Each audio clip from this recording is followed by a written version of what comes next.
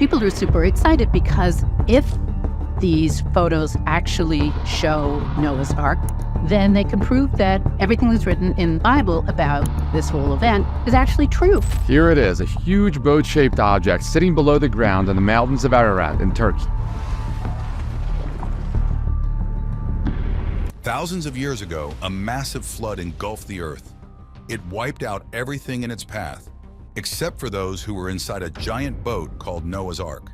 So the story of Noah is not an isolated event that only happens in the Bible. It's part of a bigger story. This legendary ark is said to have saved humanity from near extinction. And guess what? It has been found. And this is not even the most surprising part of this new discovery. The area around the ark holds some evidence that scientists were not expecting at all. So what did they find, and where exactly is this supposed ark? Chapter 1, The Lost Ark. Thousands of years ago, the Bible tells us that God warned Noah about a massive flood that was going to wipe out everything evil on earth. So God told Noah to build a giant boat, called an ark, to save his family and pairs of animals. Noah spent 75 years building this boat, and then the flood came and swept everything with it. After 150 days of flooding, the ark supposedly landed on the mountains of Ararat in what's now eastern Turkey. So that's where the scientists decided to look for this ark. Finally, 5,000 years later, researchers think they have found the ark. Well, not exactly the ark, but some evidence that proves that the ark was there sometime in history. The researchers found signs of human activity near a boat-shaped formation in the mountains of Ararat. This was a big revelation. So researchers from universities in Turkey and the US started to work in the area to find more evidence. They have been busy for about a year digging around and analyzing rock and soil from the famous Durupinar formation on Mount Ararat. This spot, which is in the Doğubayazıt district of Ağrı, is less than 2 miles from the Iran-Turkey border. It is a 538-foot-long feature made of limonite, and some locals believe it is the remains of Noah's Ark. Legend has it that Noah built a huge ark, about 150 meters long, to save pairs of every animal from a giant flood. According to the book of Genesis, the ark came to rest on the mountains of Ararat. And with Mount Ararat standing at 16,500 feet and looking kind of like an ark, researchers are hopeful they have hit the right spot. Faruk Kaya is a professor at ARK who has been studying this area closely. He says the rocks and soil show signs of human activity dating back to the years right after the flood mentioned in Noah's story. But finding signs of human activity is not enough to prove the Bible story. Now is it? The Durupinar formation has always been a famous spot for people searching for Noah's Ark for years. But even with all the hype, archaeologists have consistently said that this formation is natural, not a petrified shipwreck. Plus, there is no solid geological record of a global flood like the one in the Bible. Some think maybe there was a smaller local flood, but even that's up for debate. The researchers at Durupinar have found stuff like clay materials, marine materials, and seafood in the geological formation. They think these findings might be important. Since 2021, they have been focusing more on this region, taking rock and soil samples from the highest peaks for lab analysis. They hope this might lead to more concrete evidence. We are still waiting for that. Noah's Ark has definitely fascinated people for ages. The search for real proof goes on. But for now, scientists are being careful. They say while the findings are interesting, they are not definitive proof that the Ark existed at the Durupinar site. This new evidence has definitely made the hunt for Noah's Ark more exciting. Now, scientists have better technology, and there are researchers working from different countries. They have uncovered things that might date back to the time of the flood story. But the experts are still saying that they need more proof. While we wait for more solid evidence, did you know there is already a modern ark present in the US? Why was it needed, and what's inside? Chapter 2, The Modern Ark. There is this man named Ken Ham who is an Australian Christian fundamentalist. Ham moved to the United States with a mission in his mind. He wanted to debunk evolution. He is a staunch believer that the Bible is a literal history book, and he has dedicated his life to promoting the idea that the universe is only about 6,000 years old. To get his message out there, he started an organization called Answers in Genesis. Ken Ham became famous when he created the Creation Museum in northern Kentucky. This place shows visitors that the Bible's account of history is true, evolution is a myth, and our moral decline is tied to believing otherwise. But Ham did not sit back and just watch after opening this museum. He had a bigger vision. Recently, he built a massive replica of Noah's Ark to draw even more visitors and spread his beliefs further. So just 45 minutes away from the Creation Museum, he built the Ark Encounter. This is a theme park that features a full-size Noah's Ark. This is a colossal structure built by Amish woodworkers, financed through donations, junk bonds, and tax rebates from Kentucky. The Ark has an animatronic Noah, lifelike models of animals that supposedly boarded the Ark 2x2, like bears, short-necked giraffes, and even juvenile Tyrannosaurus rexes.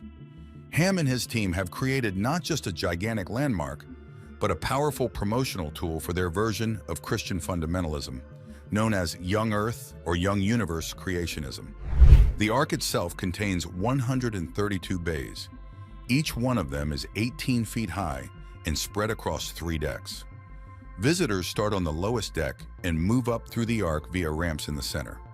On the first deck, you will find models of animals that Answers in Genesis believes could have been on the Ark.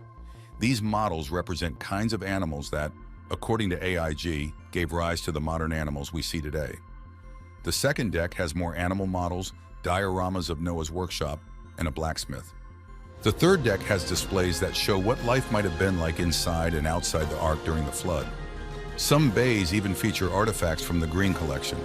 This is an interesting place to visit, which is why, every year, about 1.5 million people visit the Ark Encounter. And the park is always adding new attractions to keep things fresh. There is an indoor petting zoo, beautiful Christmas lights, and an aviary where you can see birds flying around. The park also focuses on behind-the-scenes projects, like hydroponic gardening and providing seasonal worker accommodations. While on one side, Ken Ham is promoting the Bible and its teachings, a recent discovery has been made that has once again shaken religious beliefs. So what has been discovered this time? Chapter 3, The Alternate Location. David Allen Deal is a famous author who had his own opinion about where Noah's Ark ended up. Forget Mount Ararat, which is the usual guess by most of the people. Deal says the Ark actually landed on Meshu or Mesha Mountain, which is about 17 miles south of Mount Ararat. In fact, he has pieced this together from old texts like the Epic of Gilgamesh in his own wordplay detective work. Deal is convinced the Ark first touched down at a high spot, around 7,400 feet up. Deal also thinks Noah and his family built the first city right there, calling it Mesha Naxwin. They supposedly used parts of the Ark to get started. But over time, stuff like earthquakes and rain made the Ark slide down the mountain, leaving marks along the way. Deal's idea is super detailed. He believes the flood survivors reused the Ark's wood to build their homes and used the tar for sealing roofs. The local place names seem to back him up too. Mesha means pulled out of the water, and Naxwan is thought to mean Noah's Zion. Plus, scientists have found an exciting detail on the mountain. They have found 2 peaks that look like a wall called the Wall of Heaven. This wall is mentioned in the Epic of Gilgamesh and is believed to be where Noah's Ark first landed. In the mid-90s, Deal went on an adventure to this area. He found old settlement sites and saw the Wall of Heaven at the high spot where he thinks the Ark originally landed. The names and features of the area seem to tell the Ark's story. Deal also dug into old pictures and statues showing characters from the Bible's Genesis story, especially focusing on Nama, who was linked to this mountain. He believes these ancient artworks connect to the Ark's story in the Bible. Deal's theory is seriously intriguing and full of details. But let's be real, it is just one of many ideas floating around about where Noah's Ark might have ended up. Even with all his evidence and solid reasoning, scientists are not fully convinced. They say that they need more studies and closer looks at everything before making any big claims. When it comes to ancient stories and beliefs, they have to be super careful and thorough. But the scientists believe it yet or not, Deal's take on the alternative location of Noah's Ark has sparked many debates. And this is not the first time Noah's Ark has stirred up controversy. Jewish and Christian traditions have been debating this story for what feels like forever. So what do Jewish traditions say about the Ark? Chapter 4, Christians versus Jews. Jews and Christians have always had different views about Noah's Ark. Both have their own takes on the story. They have different opinions, different theories, and different studies to prove them. First of all, let's get into the Christian perspective. Many Christians believe the story of Noah's Ark as it is told in the Bible's book of Genesis. According to this, Noah built an ark to save his family and pairs of every animal from a massive flood sent by God to wipe out wickedness on earth. Christians often see the ark as a symbol of God's judgment and mercy. Over the years, some Christian scholars have gone all out to find physical proof of the ark's existence.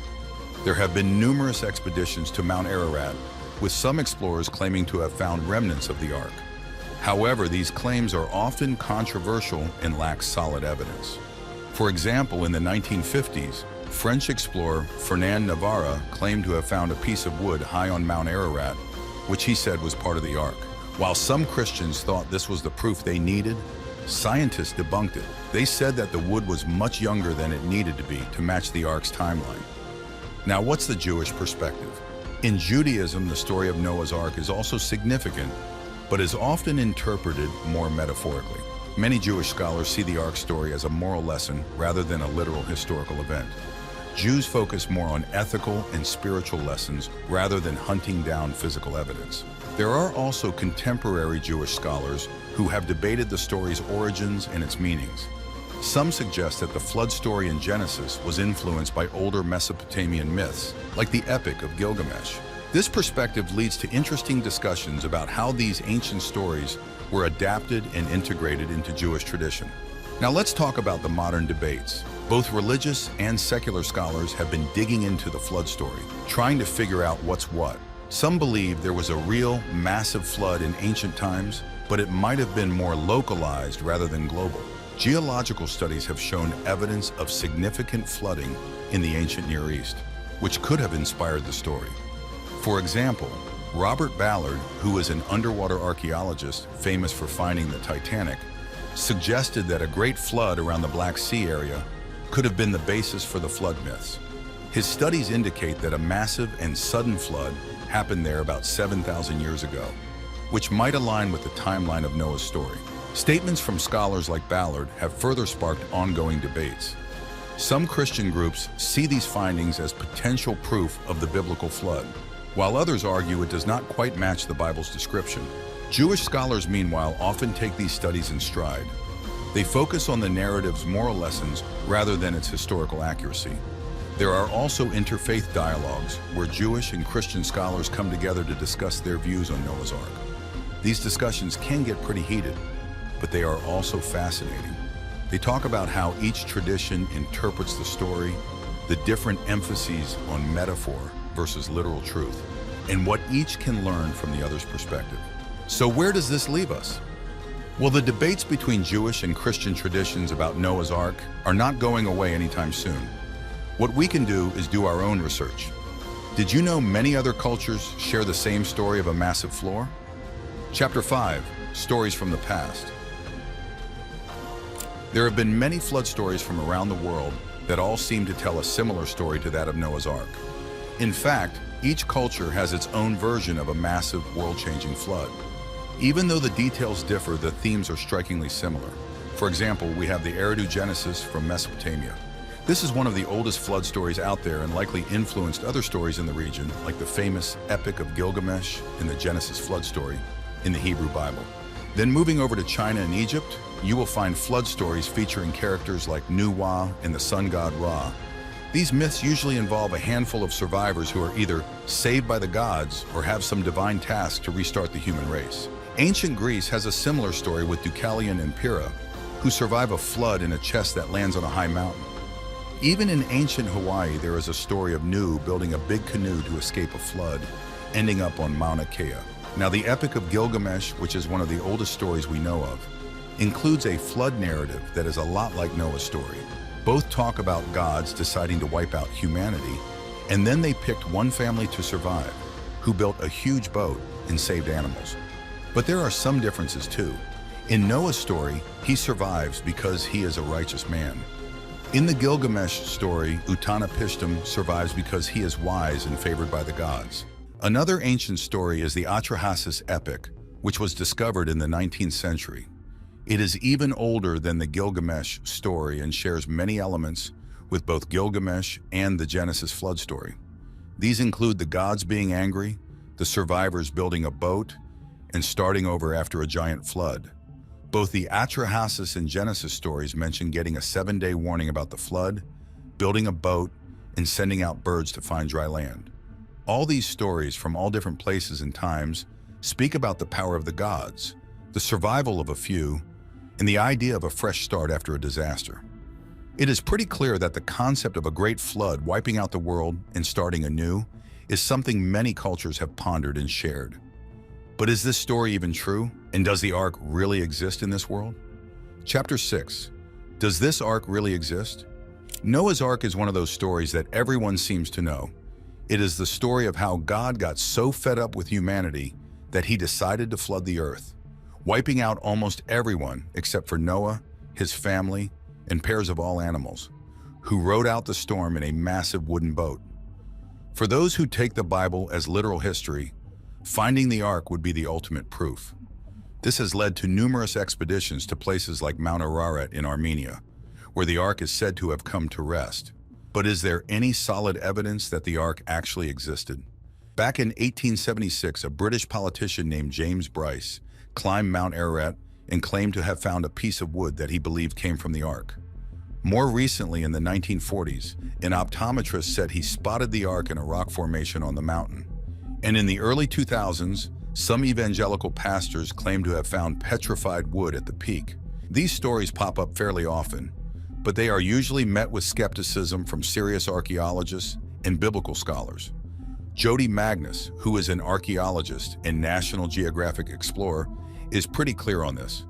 She says that no legitimate archaeologist does this. Archaeology is not treasure hunting. Archaeologists have to come up with research questions and answer them through excavation. According to her, modern searches for Noah's Ark are not based on scientific methods, but more on a desire to find something that aligns with a specific belief. So are these flood stories based in any sort of reality? Eric Klein, another National Geographic explorer and an archaeologist at George Washington University, says there is some geological evidence for a major flood in the Black Sea region about 7,500 years ago. But scientists don't agree on how extensive that flood was and whether it matches the scale described in the Bible. Klein suggests that floods have happened in different places at different times, and these events naturally became part of the world's oral and written lore. One of the big challenges is the ambiguity in the Hebrew Bible itself. The book of Genesis says the Ark came to rest upon the mountains of Ararat, which could refer to a range of peaks in the ancient kingdom of Urartu. This area now includes parts of Armenia, Turkey, and Iran. So pinpointing the exact location of Noah's Ark based on this description is pretty tough. Magnus and Klein both agree that even if artifacts from the Ark were found, there would be no way to conclusively link them to the historical events described in the Bible. Magnus pointed out that we have absolutely no way of placing Noah if he really existed, and the flood, if there really was one, in time and space. The only possible way to confirm it would be finding an ancient inscription, but even then, it might refer to a different Noah or a different flood. Despite the skepticism from the scientific community, the search for Noah's Ark continues to be popular among young Earth creationists who believe the Earth is only a few thousand years old. Groups like Answers in Genesis use archaeological evidence selectively to support their literal interpretation of the Bible. Andrew A. Snelling, who is a geologist with Answers in Genesis, admits that they don't expect the Ark to have survived 4,350 years. He believes Noah's family dismantled it for building materials after the flood. For archaeologists like Magnus, the obsession with finding Noah's Ark can overshadow real archaeological discoveries that provide valuable insights into the ancient world. She argues that these fruitless searches confuse the public and diminish excitement about genuine finds, such as evidence of the House of David.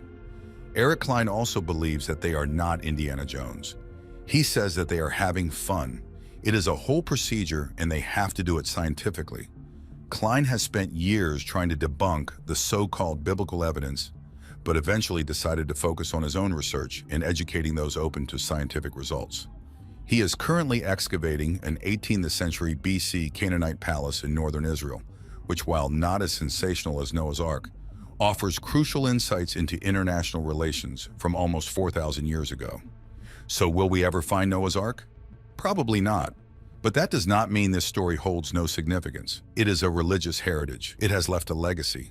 What legacy exactly? Chapter 7, The Legacy of the Ark. The story of Noah's Ark is a symbol of hope and faith that still means a lot to many people today. After 40 days and nights of non-stop rain, Noah, his family, and all those animals were saved by God. For many, this story is a huge reminder that no matter how bad things get, help is on the way. For Christians, the Ark is all about God's promise. It shows that even when things look really bad, there is always a chance for a new beginning. In Judaism, the story of the Ark teaches some big moral lessons. They believe it is a call to live a good life, be righteous, and trust in God.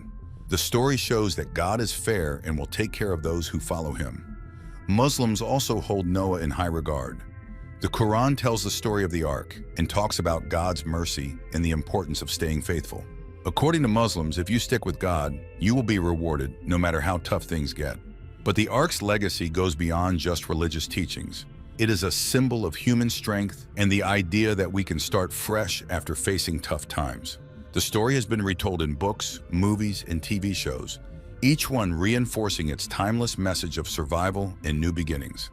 The Ark reminds us that no matter what kind of flood we are facing, whether it is a real disaster or a tough situation in life, there is always hope for a better tomorrow. It is a story that crosses religious lines and offers inspiration to anyone who believes in second chances. So whenever you are feeling down or like you are stuck in a storm, remember the Ark. It is a sign that help is out there, and you can come out stronger on the other side. All these stories that have been revolving around the world since ages and share very similar details. But there has been a discovery that suggests that some part of the story is completely wrong. What exactly has been discovered to claim this? Chapter 8, Challenging the Story. Leonard Simmons was a British pilot back then. He found an ancient tablet while he was serving in Iraq. According to him, the tablet described the Ark not as the big wooden ship we all imagine, but as a round boat. Yes, a round boat. This tablet suggests that the story of the Ark might have been influenced by even older Mesopotamian flood stories. In these stories, boats were often round, like giant life rafts. This is a huge shift from the classic image we have of the Ark, thanks to the Bible's descriptions. Simmons's find added to the growing pile of archaeological evidence that makes us rethink what we know about the Ark. It suggests that the story might have borrowed elements from other ancient cultures. This is not to say the story is not meaningful, but it does show how myths and legends can evolve and mix over time. This round boat idea aligns more closely with descriptions from the Epic of Gilgamesh, where a boat is built to survive a massive flood. The similarities between these stories are hard to ignore, which tells us that the tale of Noah's Ark might be part of a bigger web of ancient flood narratives. These discoveries don't necessarily disprove the story of Noah's Ark, but they do challenge us to look at it from a new angle. They remind us that history is complex, and our understanding of ancient stories can change with new evidence.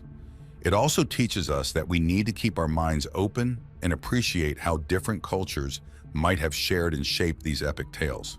So next time you think of Noah's Ark, imagine not just a giant ship, but maybe a round boat too. What do you think is more believable, a round boat or a giant ship? Where do you think this ship might be present right now? Share your opinions with us in the comments below. If you want more mysteries uncovered, go ahead and like this video and subscribe to the channel, because we have got a lot more of this. Thanks for watching. Goodbye.